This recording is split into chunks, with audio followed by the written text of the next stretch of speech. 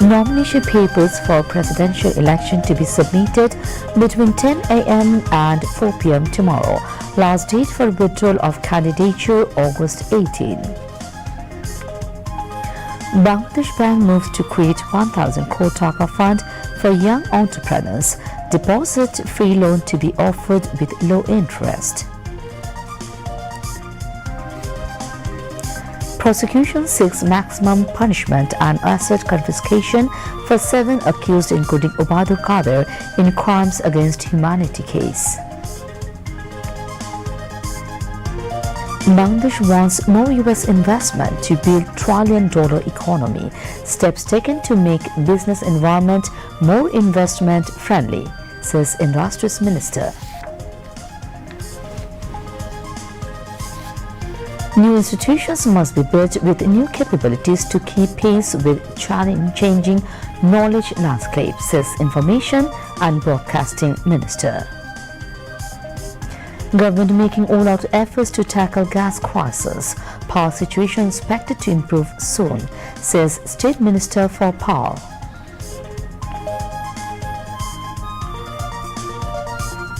Arafat Rahman Koko's 57th birth anniversary today. Koko had to pay the ultimate price amid final manifestation of fascism, says Ruhul Kabir Rizvi.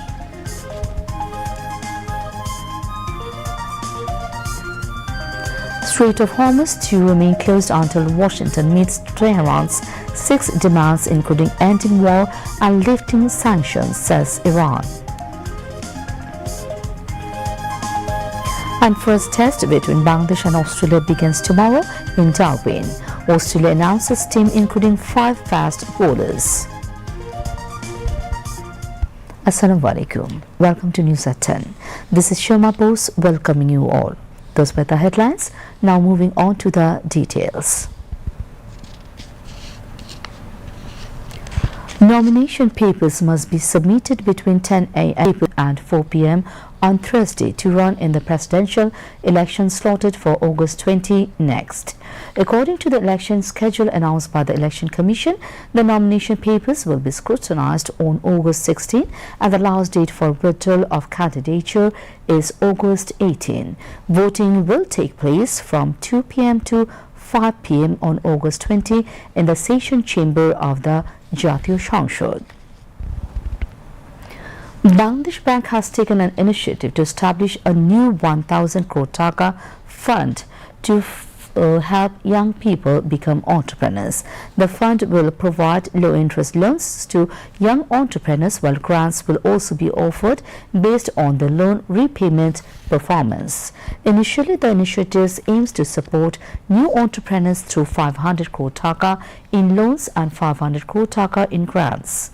Officials concerned said the program will target young people who are interested in starting business but are unable to do so because of a lack of necessary capital. Under the central bank's refinancing of the scheme, an entrepreneurs may receive a loan of up to 10 lakh taka. This loan is expected, the interest rate on this loan is expected to be kept between 4 and 6%. As a result, the cost of financing for entrepreneurs would be significantly lower than conventional bank or NGOs loans, which carry interest rates of around 11 to 15%. Bangladesh Bank officials said no collateral will be required for these loans. This will allow eligible young people to start business even if they do not have sufficient assets or land to use as collateral. Arguments are underway at the International Crimes Tribunal in the case against 7 accused, including Ubadul Qadir, over crimes against humanity committed during the July mass uprising. The prosecution presented its arguments for the 6th consecutive day today before Tribunal 2, headed by Justice Nazrul Islam Chowdhury. During the arguments, the prosecution said 6 student leaders were arrested by the DB during the July uprising. They were kept in DB custody, given rights to eat, and photographs of them were circulated in the media. The prosecution also presented 2 separate audio clips of conversations of the conservations of the involving Ubaidul Qadir, then Home Minister Saduzzaman Khan Kamal, and the DB Chief Harun Rashid in connection with the incident. Meanwhile, Tribunal 1 fixed 18 August for the next hearing in the case against 13 people, including ousted Prime Minister Sheikh Hasina, her security advisor Tariq Rahman Siddiqui, and several army officers over allegations of enforced disappearance and torture at the joint interrogation cell during the Awami League regime. Victim of enforced disappearance Noor-e-Alam testified in the case today. The same tribunal also fixed 18th August for the next hearing in the case against 12 people, including former lawmaker Shamim Osman and his son Oyun Osman, over crimes against humanity allegedly committed in Narayanganj during the July uprising. July victim Shamrat Hussain testified in the case today. Industries Minister Khandukar Abdul Muqtadir today called upon U.S. business and investors to make greater investment in Bangladesh to help the country achieve its goal of becoming a trillion-dollar economy. He made this call while talking to reporters after a meeting with a high-level delegation of the U.S.-Bangladesh Business Council at the Industries Ministry Conference Room in the capital today.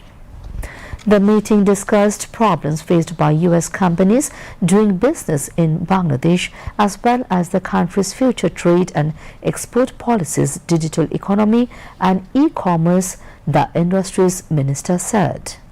He said the government is taking steps to increase the Business Council was led by its advisor Nisha Bishwal. Industries Ministry Secretary Abdul Nasir and its senior officials were also present at the meeting. Commerce Minister Khandukar Abdul Muqtadir has emphasized the need to capitalize on the country's export potential in the growing halal products market in the ASEAN region.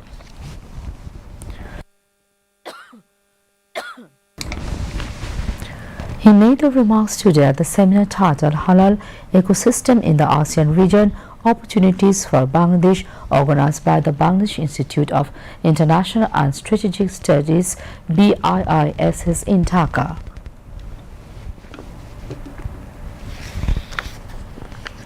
The seminar held at the BIISS auditorium discussed global demand for halal products, the ASEAN market and Bangladesh's potential in the sector. BIISS Research Director Dr. Mahfuz Kabir presented the keynote paper. In his welcome address, BIISS Director General Major General ASM Ridwanur Rahman highlighted the growing global demand for halal products. The Commerce Minister stressed the importance of investment, energy capacity and access to global market to enhance Bangladesh's export capabilities in halal products. Information and Broadcasting Minister Zahiruddin Shapon said new institutions with new skills must be developed to keep pace with the changing knowledge process. He made the remarks at a Youth Day event in the capital today. The minister said the government is working properly addressing the challenges faced by young people. The Ministry of Youth and Sports and the Ministry of Foreign Affairs jointly organized the discussion and exhibition at the Foreign Service Academy to mark International Youth Day. Representatives from various private organizations also took part in the event. Zahiruddin Shapon said young people are the main force behind building civilization. He stressed the need to establish effective institutions to develop a skilled workforce for the new world. At the event, State Minister for Youth and Sports Muhammad Aminul Haq said young people would receive computers or laptops from the government as loans starting from this year. He said the government is taking necessary steps to make proper use of the strength of the young people. The youth will build a new Bangladesh, he added. Replying to journalists' questions, the State Minister said an employment opportunity being created for 9 lakh young people under a self-employment project. Training is freelancing is underway in every district, with around 5,000 young people currently receiving this training. He also said young entrepreneurs can get loans of up to 10 lakh taka on easy terms to start business.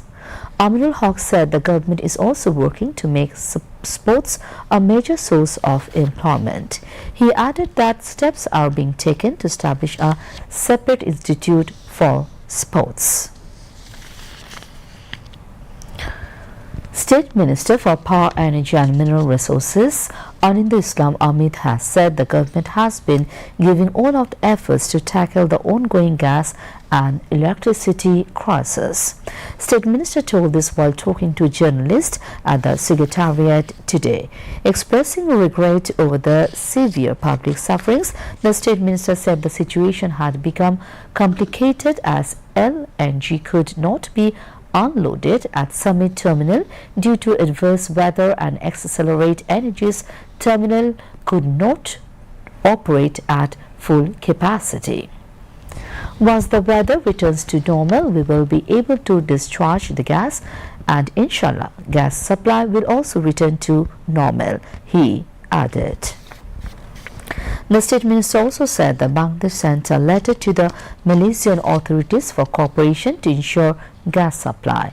The government is working on Malaysian proposal and looking to receive at least one LNG cargo from Malaysia, he added.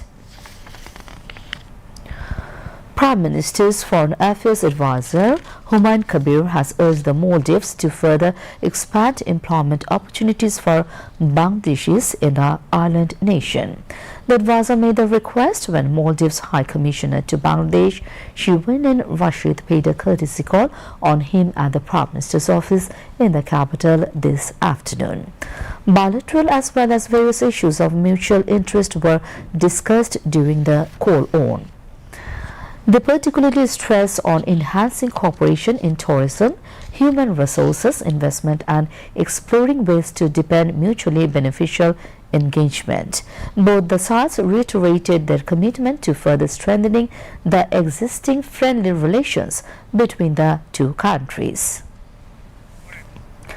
Besides, a high-level business delegation of USA, led by U.S. Bangla Business Council President Atul Keshav, called on Foreign Affairs Advisor Humayun Kabir. Atul Keshav expressed keen interest to take opportunities of Bangladesh's economic prospect and investment. He laid emphasis on further expansion of cooperation between the private sector of Bangladesh and United States of America. He also mentioned about the Council's interest to take the business relations of the two countries into new height. But the sides emphasized on taking bilateral economic relations more dynamic by deepening communication and partnership between the business communities of Bangladesh and the United States. The 57th birthday of Arafat Rahman Koko, the youngest son of Shahid President Zia Rahman and former Prime Minister Begum Khalida Zia, is being celebrated today. Arafat Rahman Koko, the younger brother of Prime Minister Tariq Rahman, was born on 12 August in 1961. Despite being part of a prominent political family, Koko led a quiet and private life. He stayed away from publicity and remained largely out of the political spotlight. However, he made a notable contribution to Bangladesh's sports sector. He was associated with the Bangladesh Cricket Board from 2002 to 2005. During that time, he focused on keeping sports free from political influence and worked quietly for the development of different areas of the country's sports sector. Koko was the husband of Sharmila Rahman and the father of two daughters, Zafia and Zahia. He died of a heart attack in Malaysia on 24th January in 2015. On his birth anniversary, BNP family and the country's sports community are remembering him with deep respect. BNP leaders and activists paid tribute and offered prayers at his grave at Banani Graveyard. BNP Senior Joint Secretary General Ruhul Kavir Rizvi paid tribute to Koko and recalled different aspects of his life.